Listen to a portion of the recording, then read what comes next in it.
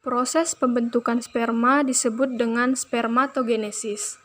Pembentukan sel sperma terjadi di dalam tubulus seminiferus. Kata tubulus berarti saluran-saluran, sedangkan kata seminiferus berasal dari kata semen yang artinya sperma. Jadi, tubulus seminiferus adalah saluran panjang yang berkelok-kelok tempat pembentukan sperma. Pembentukan sperma pada tubulus seminiferus terjadi secara bertahap. Sel induk sperma atau spermatogonium yang bersifat diploid atau 2N mengalami pembelahan secara mitosis, membentuk spermatosit primer.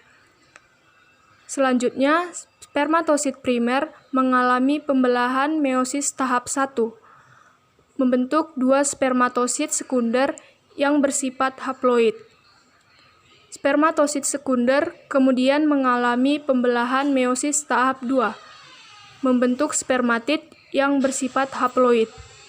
Akhirnya, spermatid mengalami diferensiasi atau perkembangan sehingga terbentuk 4 sel sperma atau spermatozoa yang matang.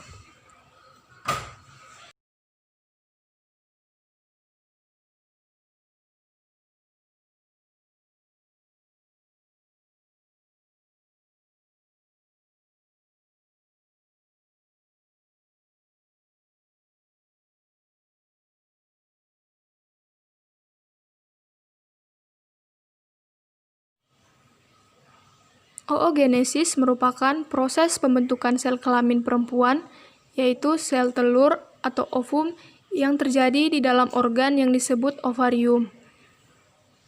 Berbeda dengan spermatogenesis yang dimulai dari anak laki-laki mulai masuk masa pubertas, oogenesis dimulai sebelum anak perempuan lahir.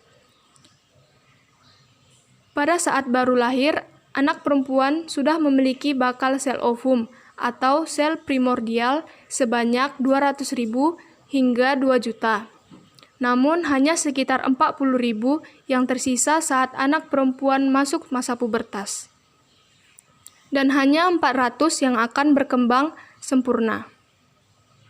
Satu sel telur yang matang diovulasikan atau dikeluarkan dari ovarium selama siklus reproduksi atau siklus menstruasi dari perempuan.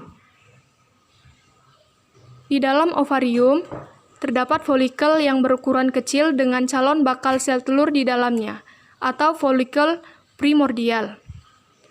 Folikel sel telur tersebut berkembang semakin besar menjadi folikel primer, kemudian berkembang menjadi folikel sekunder, dan akhirnya menjadi folikel matang. Selama folikel berkembang, sel primordial akan membelah secara mitosis, membentuk oogonium atau sel telur yang bersifat diploid.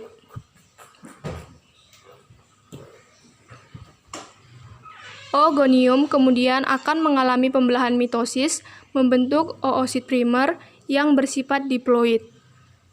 Oosit primer kemudian mengalami pembelahan meiosis tahap 1, membentuk oosit sekunder dan 1 polosit. Polosit kemudian mengalami meiosis 2, menghasilkan 2 polosit. Oosit sekunder selanjutnya juga mengalami pembelahan meiosis tahap 2, membentuk 1 ootit dan 1 polosit. Ootit kemudian mengalami diferensiasi, membentuk ovum.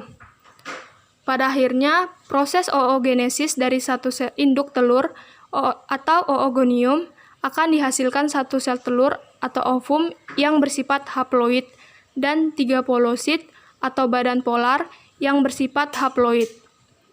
Namun, yang dapat berfungsi hanya 1 sel telur saja.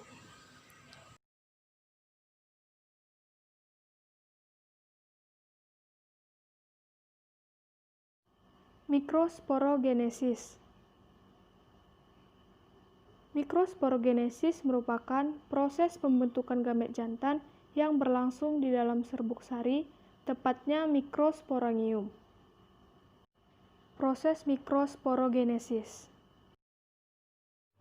Sel induk mikrospora melakukan pembelahan meiosis 1 dan menghasilkan sepasang sel haploid.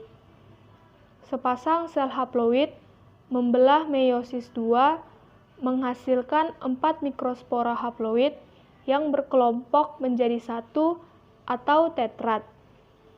Setiap mikrospora mengalami pembelahan kariokinesis sehingga menghasilkan 2 inti haploid, yaitu inti vegetatif atau inti saluran serbuk sari dan inti generatif.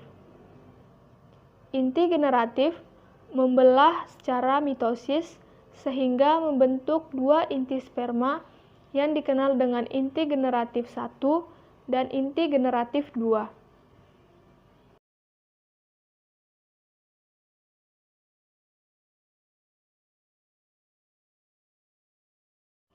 Megasporogenesis.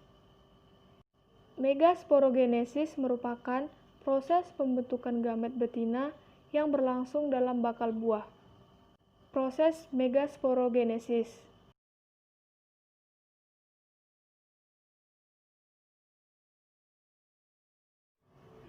Sebuah sel induk megaspora dengan inti diploid di ovarium mengalami pembelahan meiosis 1 dan menghasilkan 2 sel haploid.